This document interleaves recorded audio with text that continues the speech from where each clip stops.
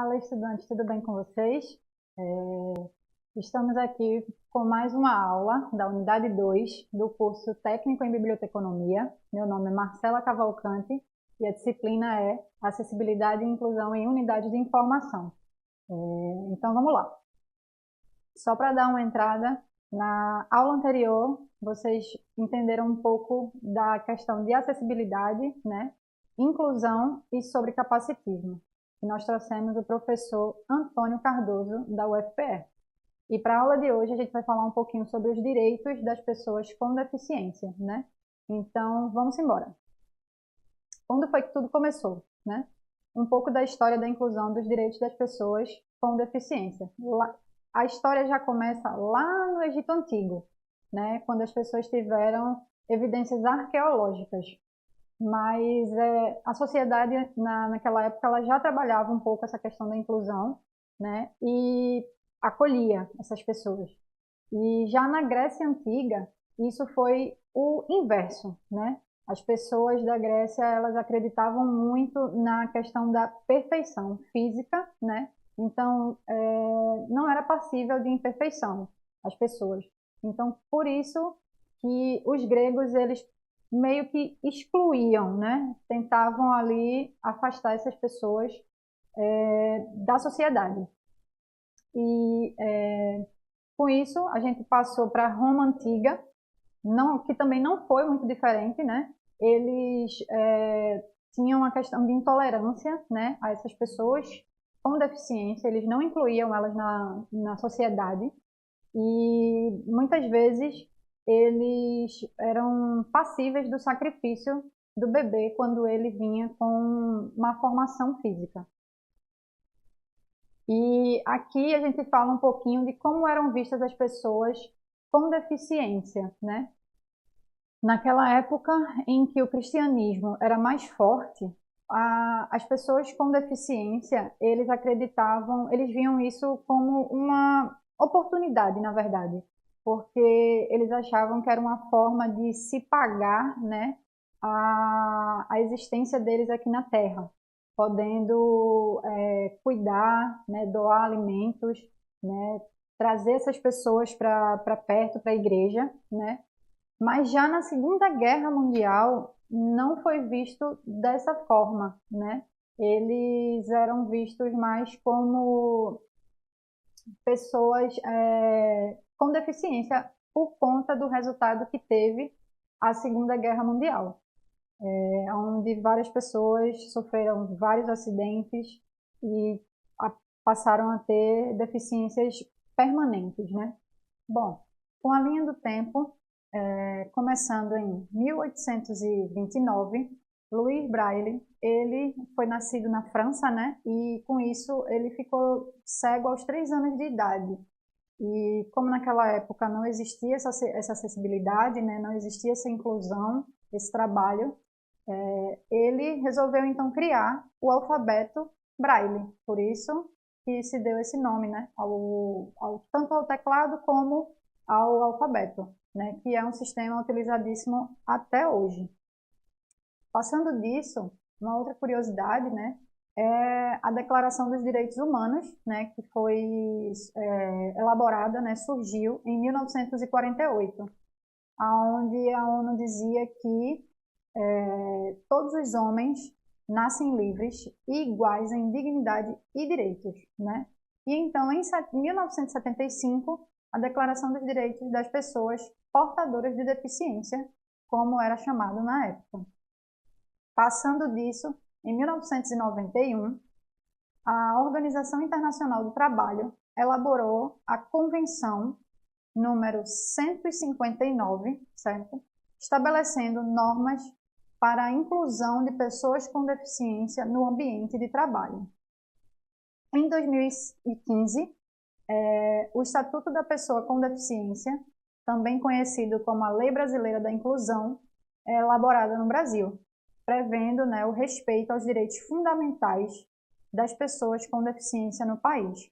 E voltando um pouquinho, né, em 2006, a ONU elabora a Convenção sobre os Direitos das Pessoas com Deficiência, o principal documento internacional, né, para a proteção das pessoas com deficiência ao redor do mundo, certo? Falando agora de algumas estatísticas, né, no país, vamos falar aqui com as pessoas com deficiência no Brasil. De acordo com o PNAD de 2022, existem mais de 18 milhões de pessoas com deficiência no país. Uma outra estatística que a gente tem também são de pessoas com deficiência em Pernambuco. Essa estatística, né, ela vai de acordo com o censo do IBGE de 2023 e o número estimado de pessoas com deficiência é de 949 mil, né, compreendendo ali, correspondendo ali a cerca de 10% da população de mesma faixa etária, e estando acima da média brasileira de 8,9%.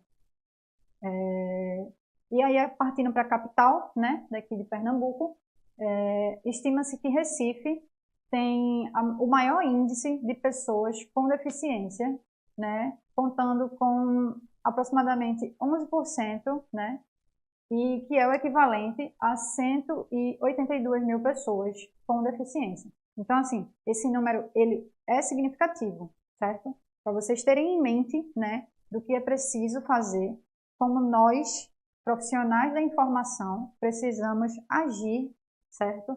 Para que as pessoas com deficiências elas sejam mais incluídas, mais inclusas, né, na sociedade, mas também não só dentro da sociedade, como também nos centros de informação, nos centros culturais, né? E isso a gente tem como exemplo bibliotecas, museus, teatro, cinema, né? Então, partindo agora para a última estatística, é uma estatística feita por gênero, né?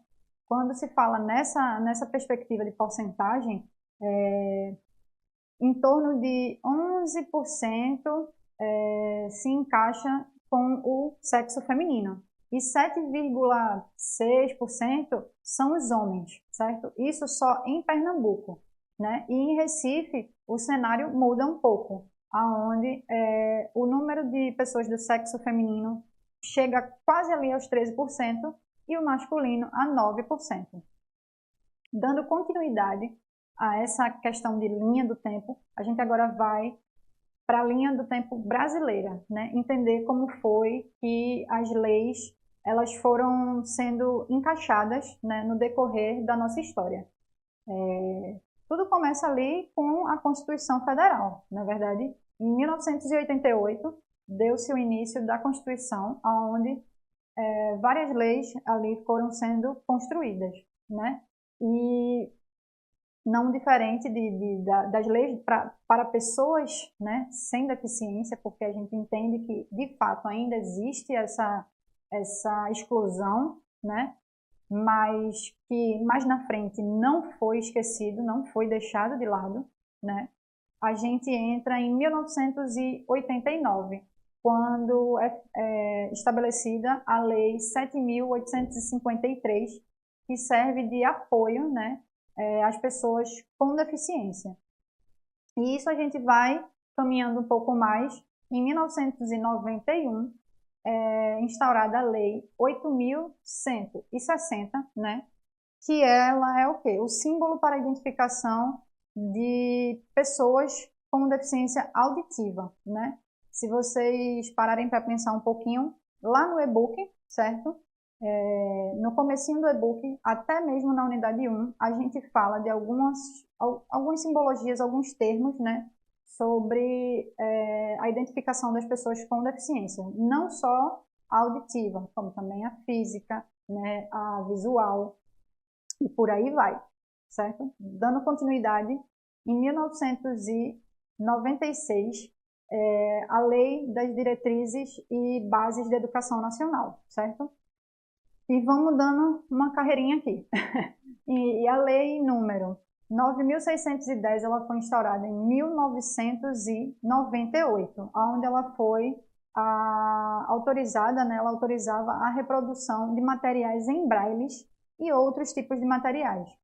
Em 99, a gente teve a portaria do MEC, certo?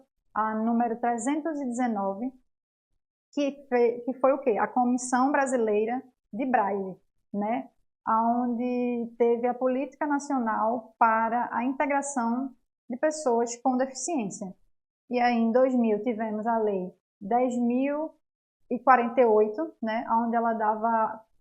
Onde iniciou, né, a questão da prioridade de atendimento, e também a Lei da Acessibilidade, que foi a Lei número 10.098.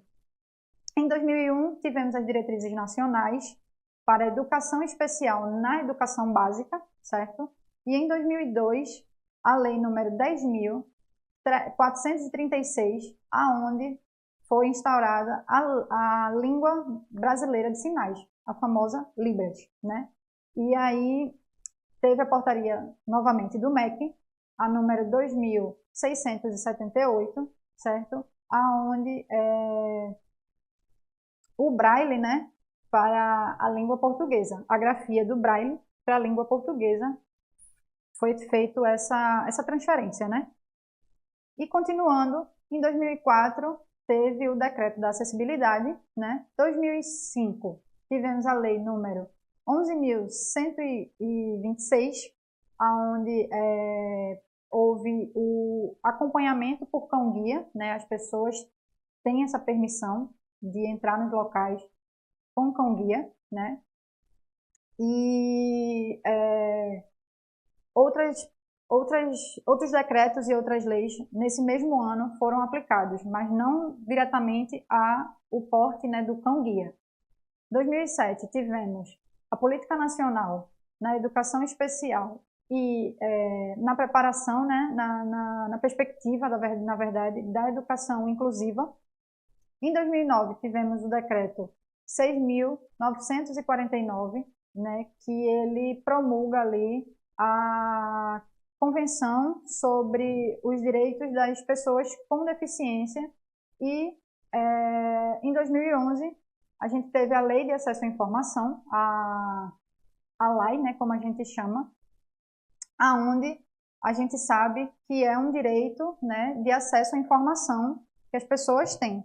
Tanto informação, na verdade, principalmente as informações que são referentes ao governo, né? A gente tem acesso a essas informações, a esses gastos, por exemplo, né, que a gente vê.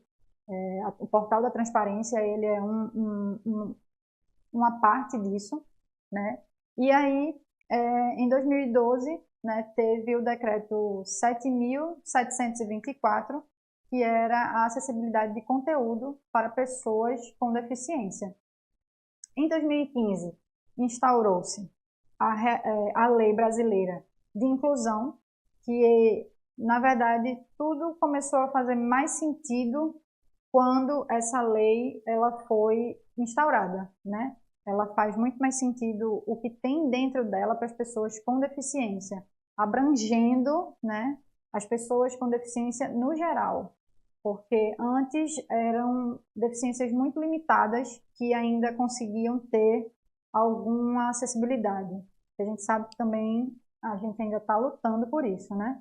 E com a chegada da LBI, as coisas abrangeram mais. As pessoas com outras deficiências que são mais raras, ainda assim elas conseguem ser vistas. E em 2016, a Lei 13.000 renova a vaga, né, para as pessoas com deficiência em instituições de ensino. E chegando em 2018, né, a portaria do MEC, a número 1117, ela é uma portaria de estatística, né, onde é feito para pessoas com deficiência, pelo censo do IBGE, tá certo? E aí a gente agora vai passar para as principais leis, e a gente está chegando pertinho de finalizar essa aula, tá, pessoal?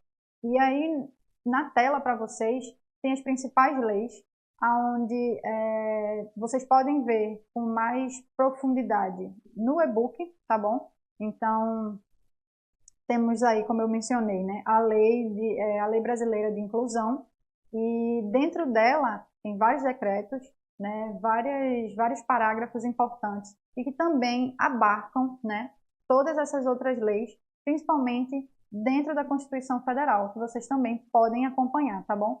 E aí eu deixo para vocês agora algumas reflexões, tá certo? Porque a gente conversou bastante, né, sobre a linha temporal, né, mas aí o papel do profissional da informação em meio à legislação, né, e ser esse mediador da acessibilidade, né? Como é que a gente faz isso? Como é que a gente pensa isso, na verdade? Então, o papel do profissional da informação é fazer valer essas leis, é fazer valer a Constituição, certo? É fazer valer a LBI, por exemplo, e também junto à instituição que se trabalha, né, fazer o local ser acessível, ser inclusivo, né, e ser exclusivo da capacitação, né, do capacitismo, desculpa. Não tolerar, né, com certeza, assim, excluir da sua vida o capacitismo, que a gente sabe que ele é severo, né? E isso faz com que as pessoas acabem sendo excludentes desses locais, passando a não consumir a informação, né?